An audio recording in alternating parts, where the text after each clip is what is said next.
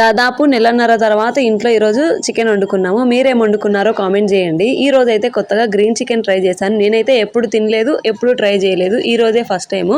ఏదో green chicken అంటే Hariyali chicken అంటారు కదా, అంత డీప్గా అయితే చేయలేదు. న్యాచురల్గా నా దగ్గర ఉన్న ఇంట్లో చిన్న చిన్న మసాలాలతోనే వాడేశాను. ముందైతే చికెన్ని మంచిగా వాష్ చేసుకొని ఉప్పు, పసుపు, అల్లం వెల్లుల్లి పేస్ట్, సగం నిమ్మకాయ చెక్క పిండేసి ఒక 10 నిమిషాలు పక్కన ఉంచాను మంచిగా కలిపి మ్యారినేట్ చేయడానికి.